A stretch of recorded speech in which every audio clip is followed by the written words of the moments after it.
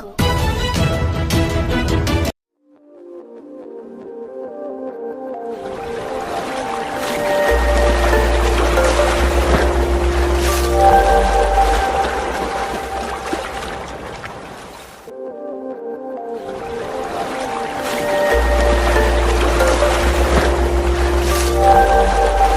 చట్టాలని లేదా మిగతా యాక్ట్ కావచ్చు, ఆదివాసీ హక్కులు కావచ్చు, దాన్ని కాపాడుకోవడం ఎలా, ఇదే ప్రధానమైనటువంటి ఒక ఎజెండాగా సమస్యగా ఉంటుంది అని చెప్పేసి నేను భావిస్తున్నాను.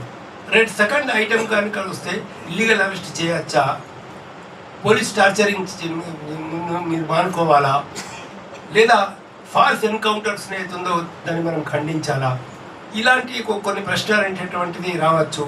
లేదా 60 ఏళ్ళు దాటినటువంటి 65 ఏళ్ళు దాటినటువంటి మావోయిస్టుల పట్ల ప్రభుత్వం ఎట్లా వ్యవహరించాలా, ఏ విధంగా చేయాలా మిగతా వాళ్ళ పట్ల, బహుశా ఇలా వాళ్ళు కూడా మరి ఏం ప్రశ్నలు లేవనెత్తుతారో మనకు తెలియదు. ఇప్పుడు మావోయిస్టులు ఏమేమి ప్రశ్నలు లేవనెత్తుతో తెలియదు, లేదా ప్రభుత్వం ఏమేమి ప్రశ్నలు లేవనెత్తుతో తెలియదు.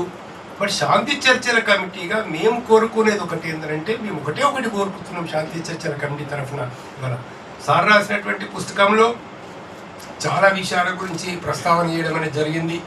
గతంలో ఏదైతే ఉందో ఈ శాంతి చర్చలకు ఎలా జరిగినాయి, ఏ విధంగా జరిగినాయి, లేదా శాంతి చర్చల వెనకాలన్న ఫిలాసఫీ ఏంటి, శాంతి చర్చలు సమాజానికి ఎలా అవసరం, చాలా విషయాలు ఒక ఫిలాసఫికల్ యాటిట్యూడ్లో కానీ, పొలిటికల్ యాంగిల్లో కానీ, సోషల్ యాంగిల్లో కానీ వారు అన్ని విషయాలు డిస్కస్ చేయడం అనేది జరిగింది.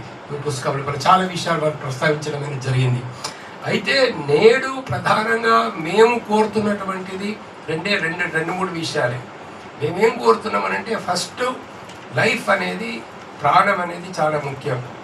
ఎవరిదైనా ప్రాణం ఒకటే, ఎవరి ప్రాణం కూడా పోవద్దు అనేటటువంటిది మేము బేసిక్ పాయింట్గా తీసుకుంటున్నాం. అది ఒక ఆదివాసీ ప్రాణం కావచ్చు, లేదా ఒక మావోయిస్టు ప్రాణం కావచ్చు, లేదా ఒక కానిస్టేబుల్, ఒక ఎస్ఐ ప్రాణం కావచ్చు. Life is precious and everybody, ప్రతి ఒక్కరు కూడా లైఫ్ను సేవ్ ఎలా చేయాలని ఆలోచించాలా. అది మోడీ గారు కావచ్చు, అమిత్ షా గారు కావచ్చు, లేకపోతే రేవంత్ రెడ్డి గారు కావచ్చు, ఎవరైనా కావచ్చు. ఒక ప్రాణం పోకుండా మనం ఏం చేయగలము. కాబట్టి మేమేమంటున్నామంటే, ప్రాణాలు పోవద్దు. ఇప్పుడు మన పోలీస్ కానిస్టేబుల్ చనిపోతున్నారు, 4 గ్రేహౌండ్ పోలీసులు చనిపోయారు, 2 ఎస్ఐలు చనిపోయారు, కొందరు మావోయిస్ట్ నాయకులు కూడా చనిపోయారు. మేమేం కోరుతున్నాము, ప్రాణ నష్టం జరగకుండా మీరు చూడండి. తప్ప చెప్పండి, ప్రాణ నష్టం జరగకుండా చూడండి అని చెప్పడం తప్ప. ప్రాణ నష్టం జరగకుండా చూడడానికి ఏం చేయాలంటున్నాం మేము, మీరు వాడు చర్చించండి.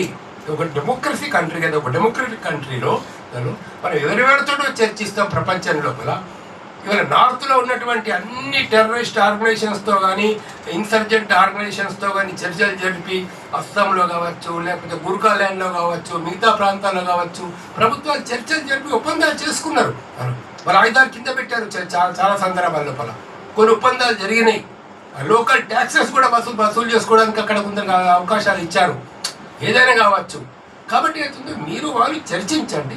అంటే మనం అంతే కూర్చున్న వాళ్ళకి తీసుకొచ్చే వరకు ఆ భయాలు నిజమయ్యాయి. ఆ భయాలే వాళ్ళ సమాజాన్ని భయపడుతున్నాయి. ప్రజలు భయంలో ఉన్నారు. పుస్తకం రాస్తే ఏమంటారు, ఏం చేస్తారు, ఇలా ఏమైతే, ఈ భయం అనేది ఉంది సమాజంలో. ఒక భయం ఉంది, పుస్తకం చదివితే ఏమవుతుందో అనే భయం కూడా ఉంది. ఈ భయం లేని సమాజం ఎప్పుడైనా మానవ సమాజం, భయం లేని సమాజం, కాస్త శాంతిగా నివసించే సమాజం ఉండాలి. మనం నిర్భయంగా మాట్లాడే ఒక సమాజం. అందరూ నిర్భయంగా మాట్లాడకపోవచ్చు, నిర్భయంగా అందరూ మా అమర్త్య సేన్ అది అంటాడు, ప్రజాస్వామ్యంలో జీవిస్తున్నాం అనే సైకలాజికల్ ఫీలింగే చాలా ఇంపార్టెంట్. అంటే మీరు ప్రజాస్వామ్యం ఉపయోగించకపోవచ్చు, కానీ ప్రజాస్వామ్య సమాజంలో జీవిస్తున్నామని. నేను 1993లో యునైటెడ్ నేషన్స్ కాన్ఫరెన్స్ అటెండ్ చేయడానికి నేను కనబరంగా వెళ్తే మమ్మల్ని అందరూ కొంత ఇళ్లలో పెట్టారు. గౌతమాల, ఆఫ్రికా దేశాలు అందరూ భయంలో ఉన్నారు. అప్పటికే చాలా మంది వాళ్ళ దేశాల్లో భయంగా ఉన్నారు. నేను మాట్లాడుతూ మన డెమోక్రసీ గురించి మాట్లాడుతూ 1993 లేదో మా దేశంలో స్టిల్ ఎంజాయ్ సమ్ డెమోక్రసీ అంటే, మీరు ప్రైమ్ మినిస్టర్ వ్యతిరేకంగా రాయొచ్చునా అని అడిగాడు గౌతమాలయ. రాయొచ్చు అన్న. రాయొచ్చా? అవునులేండి, బయటకు వచ్చినప్పుడు కొన్ని అబద్ధాలు చెప్పాల్సి వస్తారు తమ దేశం నుంచి. అప్పటికి మనం చాలా రాస్తున్నాం. కానీ వాళ్ళ దేశాల్లో ఉండే పరిస్థితి వలన మా దేశంలో మేము రాయొచ్చు, మాకు రాసే ఫ్రీడమ్ ఉందంటే ఆ గౌతమాల ఆయన అన్నది ఏమిటంటే బయటకు వచ్చినప్పుడు కొన్ని అబద్ధాలు మన దేశానికి గురించి, కానీ మీ దేశంలో ప్రైమ్ మినిస్టర్ విమర్శించే ఫ్రీడమ్ మీకు ఉందని నేను అనుకోవడం లేదు. They didn't believe that India has a democracy. అంటే వాళ్ళ దేశ పరిస్థితిని బట్టి వాళ్ళు అనుకుంటున్నారు ఇంకా కొన్ని డెమోక్రటిక్ కంట్రీస్ ఉన్నాయి. బహుశా ఇవాళ యునైటెడ్ నేషన్ కాన్ఫరెన్స్ పెడితే నేను అదే విశ్వాసంతో మాట్లాడుతాను.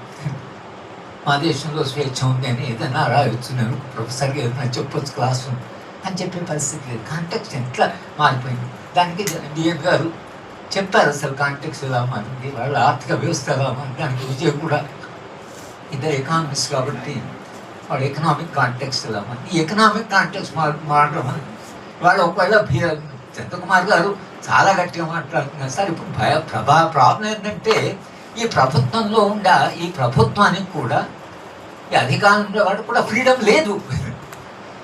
వాళ్ళు ఫ్రీగా అసలు వాళ్ళు మాట్లాడలేరు. ఈ కార్పొరేట్ సెక్టర్ ఇవన్నీ మొత్తం మీడియాని క్యాప్చర్ చేసి పొద్దు నుంచి మీరు మీడియాను with in no time they can destroy the image of these people. పొద్దున్న మొదలు పెట్టారనుకోండి, ఒక వారం రోజులు 15 రోజులు ప్రచారం చేశారు. ఇప్పుడు అధికారంలో ఉన్న వాళ్ళు అందరి దేశ అభిప్రాయాన్ని మారిపోతాయి, అందరికీ ధైర్యం వస్తుంది. కనుక అసలు మీడియా చాలా భయంలో ఉంది. మీడియా చాలా భయంలో ఉంది. దాంట్లో ఉన్నారు ఇండిపెండెంట్ జర్నలిస్ట్, ఇక్కడ కూర్చున్న వాళ్ళు కొందరు దే ఎంజాయ్ దట్ ఫ్రీడమ్. కానీ వాళ్ళ జర్నలిస్టు ఏదన్నా రాయాలన్నా ఏదైనా చేయాలన్నా రాజీవ్ సర్దేశాయ్ లాంటి వాళ్ళు తర్వాత వాళ్ళందరూ బయటకు వచ్చేసారు. కొందరైతే పడలేక దాన్ని మిమిడలేక బయటకు వచ్చారు. కనుక ఈ భయానకమైన వాతావరణంలో తన గురించి మాట్లాడొద్దని అంటుంటాడు, కానీ మాట్లాడకుండా ఉండలేము.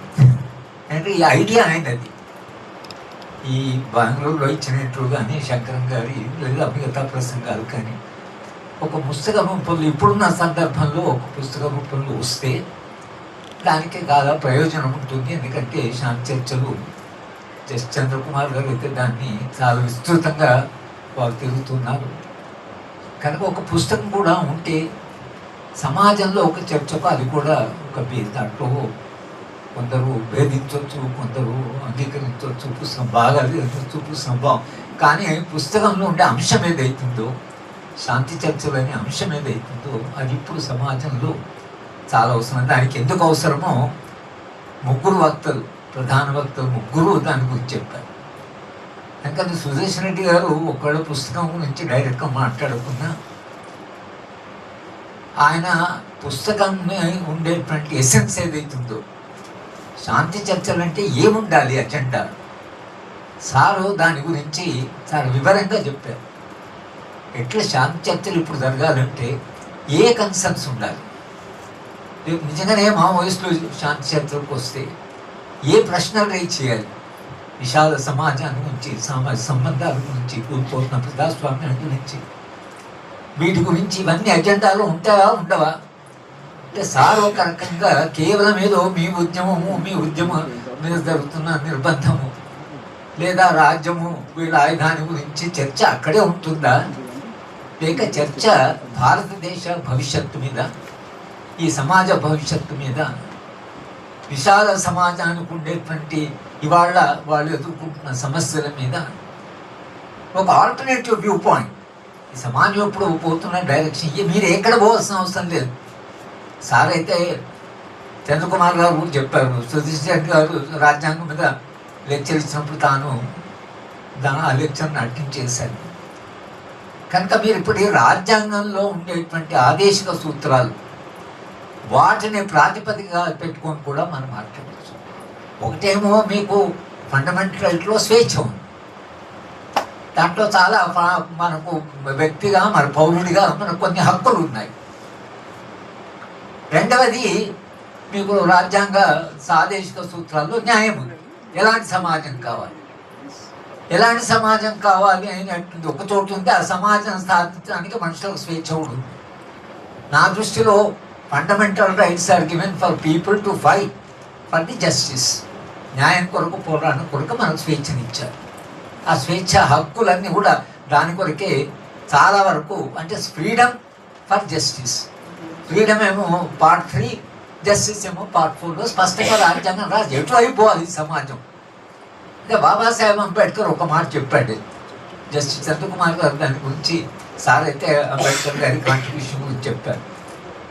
అంబేద్కర్ ఏమన్నాడంటే అసలు ఈ ప్రాదేశిక సూత్రాల యొక్క ప్రాయోజికత, రైట్ వింగ్ పాలిటిక్స్ ఈ దేశంలో రియాక్షనరీ పాలిటిక్స్ అధికారంలోకి వచ్చినప్పుడు దీని ప్రాధాన్యత ఏంటో మీకు అప్పుడు అర్థమైంది చెప్పారు. It's a very profiting. ఈ దేశంలో ఎలాంటి ఫోర్సెస్ వచ్చే ప్రమాదం ఉంది. కానీ అక్కడ ఉన్నటువంటి ఆదివాసీలను ఆ మైనింగ్ ఆపరేషన్స్లో భాగస్వాములుగా చేయగలుగుతామా? వాళ్లకు ఉద్యోగ కల్పననే కావచ్చు, లేకపోతే ఒక ప్రాంతం, ఒక చిన్న ప్రాంతం, ఏదో చిన్న ప్రాంతంలో ఒక మైనింగ్ ఏరియా ఉండాలి. ఆ గిరిజన సహకార సంఘాల ద్వారా అది వాళ్ళకే ఉపజెప్పగలుగుతాం. వాళ్ళకి ఆ శక్తి లేదు, సామర్థ్యం లేదు, ఈ మాటలన్నీ వినడానికి ఒప్పుకోవడానికి సిద్ధంగా లేదు. శక్తి, సామర్థ్యము, ఆలోచన విధానము, ఆలోచించేది అది ఎవరి సొత్తు కాదు. అది ఒక ఉదాహరణ మాత్రం చెప్పినాడు. And it is constitutionally permissible. Such a move would be to give effect to the directive principles of state laws.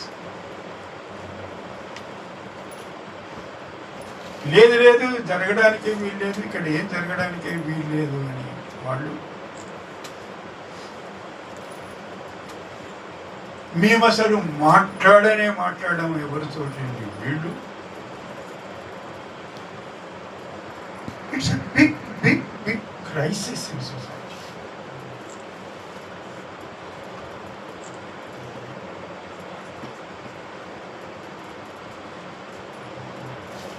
వంద సంవత్సరాల సంభాషణ,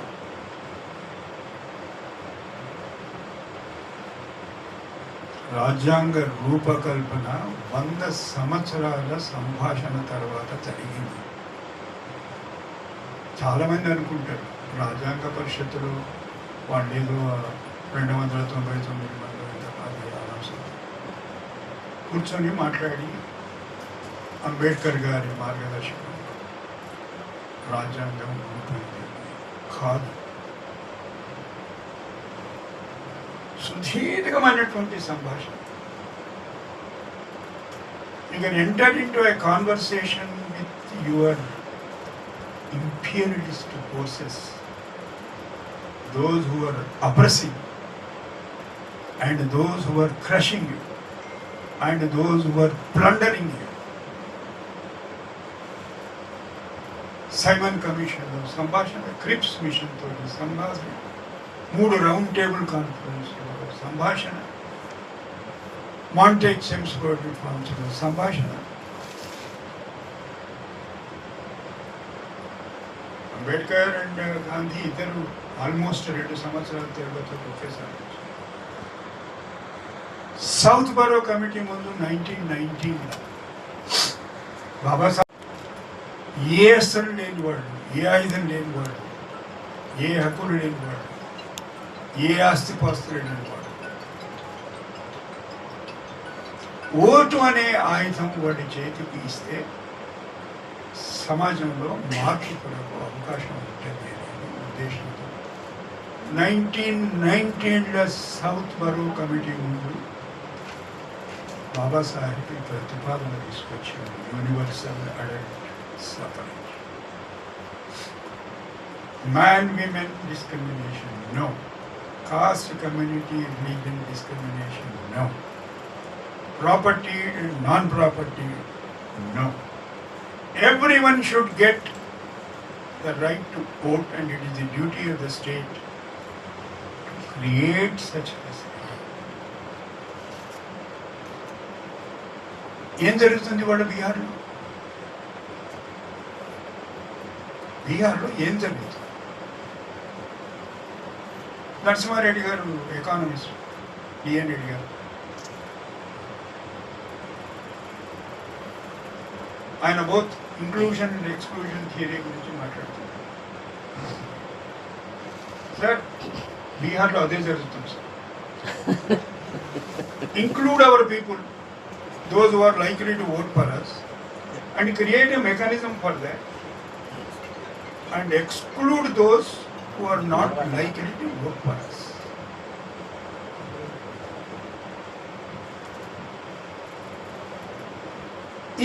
This is happening under the auspices of high-powered, autonomous, independent constitutional body, namely the Election Commission of India. ఏంటి దానికి పుస్తకంతో మనం మాట్లాడుతున్నటువంటి సమస్యకు ఏమైనా సంబంధం ఉందా? ఏంటి నా ఎందుకు మాట్లాడుతున్నా సంబంధం ఉంది?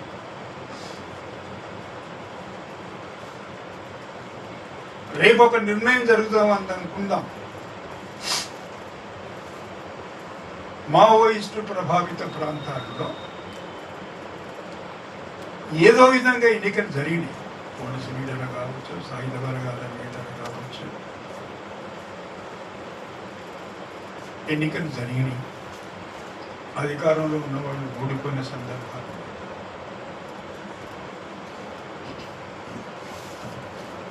ఒక ప్రయోగం ఏమిటంటే ఆ ప్రాంతాల్లో అసలు ఎన్నికలే ఉండదు, ఓటర్ లిస్టు ఉండదు. ఎందుకంటే వాడికి ఇంటి అడ్రస్ లేదు, ఇల్లే లేదు, ఇంటి address. Proof of citizenship, I don't know how many of you will be able to answer that question. Are you a citizen of India? Sir I'm a citizen of India, that is Bharat. ఏముంది నీ దగ్గర? ఆయన పిల్లలు అమెరికాలో పోయడానికి passport తెచ్చుకుని ఉండవచ్చు. ఆ passport is proof of citizenship. ఎంతమంది? Less than 0.9% of the people in Bihar hold the passports, and you are asking them to show that it's a proof of citizenship.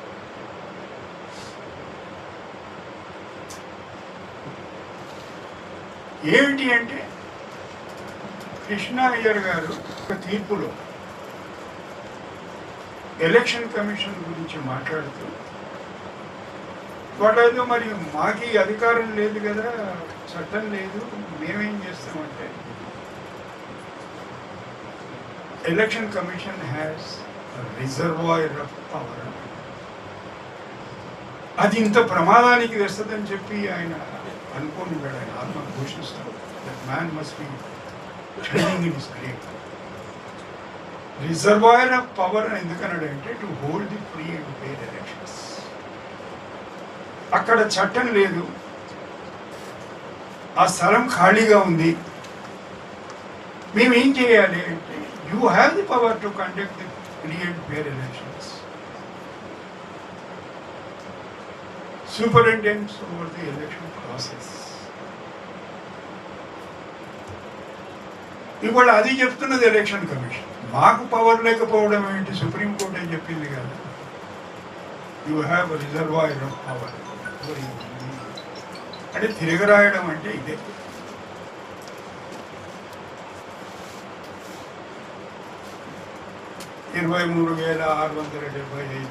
Something like that, which I don't exactly remember.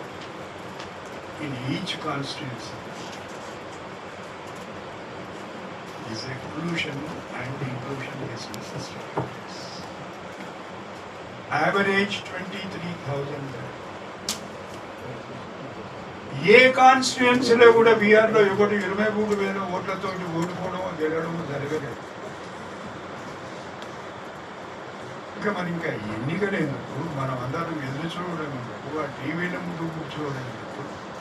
ఎవడు గెలుస్తున్నాడు, ఎవడు పోతున్నాడు, ఎవడు వస్తున్నాడు?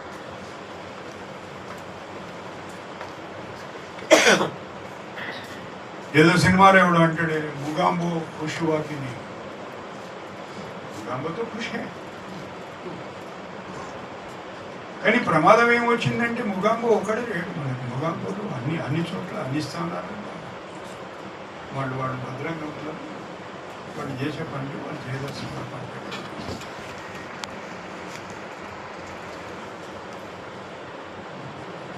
మనం ప్రశ్నించడంలో లోపం ఉందా? మన సంభాషణలో లోపం ఉందా? దాన్ని ముందుకు ఎట్లా తీసుకోపోవాలి? డెమోక్రటిక్ డిస్కోర్స్ అనే దాని మీద తీరిగా ఆలోచించే వాళ్ళ సమావేశమే ఎందుకు జరుగుతుంది?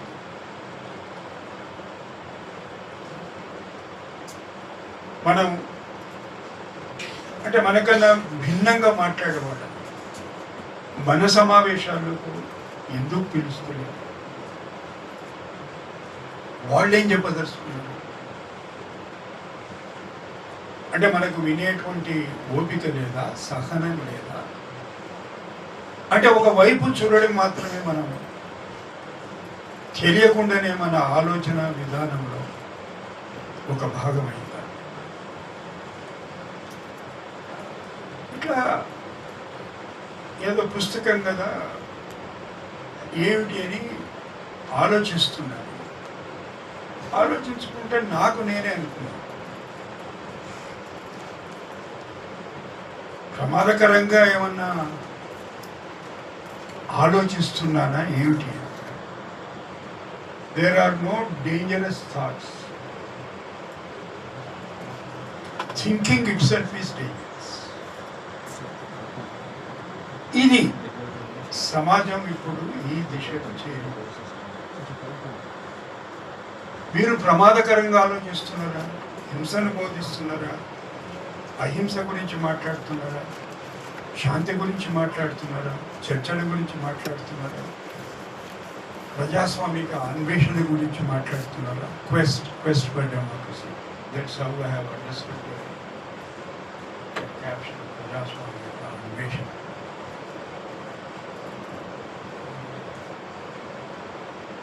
అదంతా పోయి అకస్మాత్తుగా సాయిబాబా జ్ఞాపకం వచ్చాడు. సాయిబాబా ఎందుకు జ్ఞాపకం వచ్చిందంటే ఆయన తరఫున డిఫెన్స్ లాయర్ కోర్టులో వాదిస్తున్నారు. కాళ్ళు లేవు, చేతులు లేవు, కథలు లేవు, మెదడు లేవు, చట్టాల కుర్చీకి అంకితం అయిపోయింది. ఆయన నుంచి సమాజానికి ప్రమాదం ఉంది, ప్రభుత్వానికి ప్రమాదం ఉంది అంటే ఎట్లా? దీనికి నమ్మడానికి ప్రాతిపదిక ఏమిటి అనేటువంటి మాట్లాడుతుంటే పబ్లిక్ ప్రాసిక్యూటర్ అంటే చాలా మందికి ఉన్న అవగాహన ఏంటంటే పోలీసు తరఫున వాదిస్తాడు. Public prosecutor, advocate general, attorney general, solicitor general ప్రభుత్వం తరపున మాత్రమే వాదించేవాడు కాదు, న్యాయపక్షం వహించి మాట్లాడాల్సిన వాడు. జస్టిస్ చిన్నపరెడ్డి గారు ఉండేవారు పబ్లిక్ ప్రాసిక్యూటర్. ఏదైనా బెయిల్ అప్లికేషన్ వస్తే వాడు ఆ బెయిల్ అప్లికేషన్ ఇచ్చినోడు, సార్ ఇది బెయిల్, వాడు ఏం లేదు, ఆయన మొదలు పెట్టకముందేనే చేసి sir it's case for grant of bail. అది పబ్లిక్ ప్రాసిక్యూటర్ చేయాల్సిన పని. కానీ సాయిబాబా విషయంలో ఏం చెప్పిందంటే అవన్నీ లేకపోతే లేకపోయాము కానీ మెదడు లేదు. అది నేను ఇంతకుముందు చెప్పింది ఏమిటంటే ఏదైనా డేంజరస్గా ఆలోచిస్తున్నామా అనేది కాదు, ఆలోచించడమే ప్రమాదం. చివరికి ఆ దశకు చేరుకున్నాం సమాజం.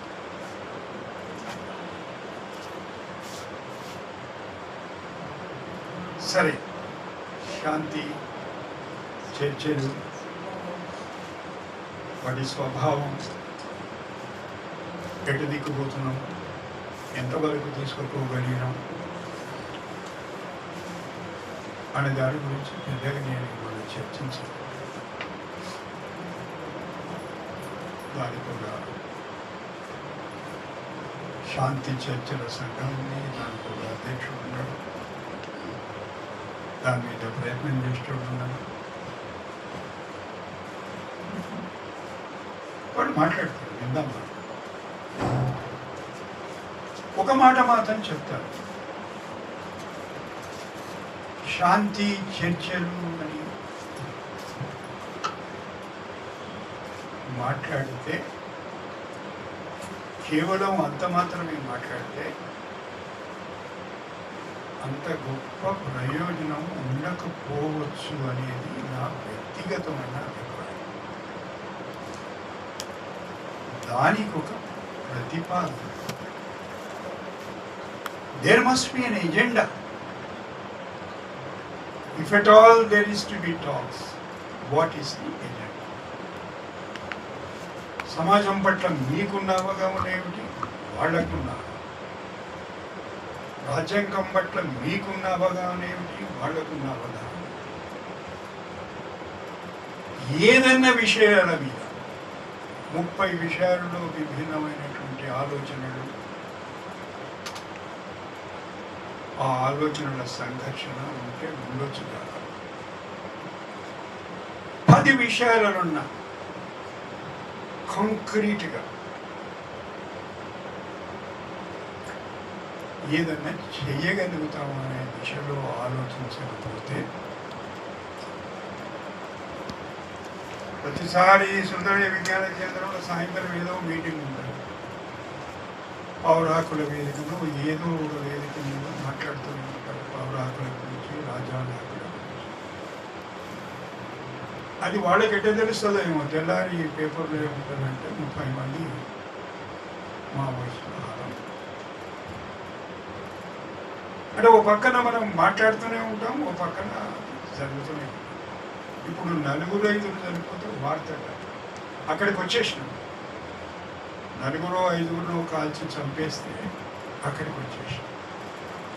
అది వార్త కూడా కాదు, ప్రచార సాధనాల్లో వార్త కాదు, పత్రికల్లో కూడా ఎక్కడో రాస్తే ఎవరైతే ఓ sentence.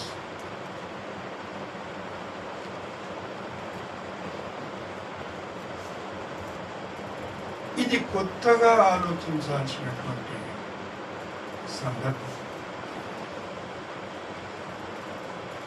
We should invent ourselves.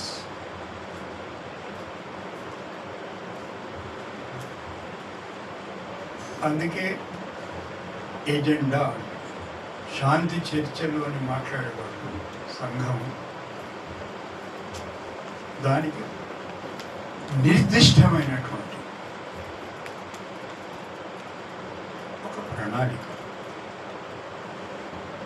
ఈ విషయాలలో చర్చ జరిగేటువంటి అవకాశం ఉంది. ఒక చిన్న విషయం చెప్తాను, మైనింగ్ ఆపరేషన్స్, అది ఆపడం somebody addressing and others listening, అది కాదు, డైలాగ్ కాదు, డిస్కషన్ కాదు. అంటే ఒక ఇంటెన్స్, ఒక సంఘర్షణ మానసికంగా జరగాలి. అంటే basically we are honest to our selves. భిన్నాభిప్రాయాలు, ఆలోచనల మధ్యలో సంఘర్షణ, అది మన వ్యక్తిగతమైనటువంటి సంబంధాలు, బాంధవ్యాలు, వాటి మీద ప్రభావం చూపించాలి.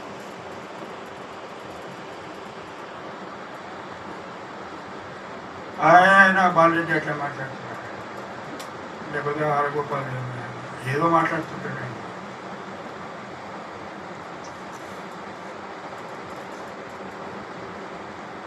అంటే మనం ఆలోచిస్తలేం కనుక మనం మాట్లాడాలి. ఇంతకుముందే అనగలను, you need not think dangerously. Thinking itself is danger. Anand said about almost 20 years.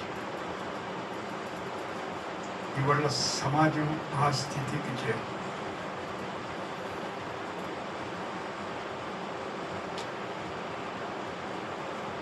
ఇంకా చాలామంది మాట్లాడితే వీళ్ళకి ఒక విషయం అర్థమైంది, అంటే అప్పర్ లెవెల్లో డెమోక్రసీ, డెమోక్రటిక్ ఇన్స్టిట్యూషన్స్ను ఆపరేట్ చేసే వాళ్ళు ఎవరైతే ఉన్నారో ఏదో మాట్లాడుతుంటారు, ప్రెస్ క్లబ్లో మీటింగ్ పెట్టుకున్న 10 మంది కలిసి దానివల్ల ఏమవుతుంది ఏం కాదనేటువంటి అభిప్రాయం. But when viewed as a whole way of life, democracy at the upper levels of government can durably function only when citizens down below in everyday life live to full its norms of equality, freedom, solidarity, and respect for social differences. ఇది కింద ఉన్న వాళ్ళు ఎప్పటి వరకైతే ఈ విధంగా ఆలోచించరో, పైన ఉన్నవాళ్ళు మేము ఈ ఇన్స్టిట్యూషన్ ద్వారా ఇట్లే నడిపిస్తూ ఉంటే చాలా కాలం నిలబడదు. And democracy is getting ready far domicile.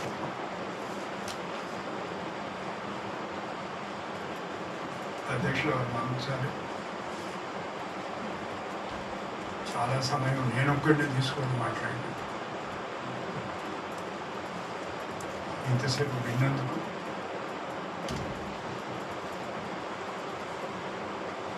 విని తర్వాత ఆలోచించి మళ్ళీ మనం కలిసినప్పుడు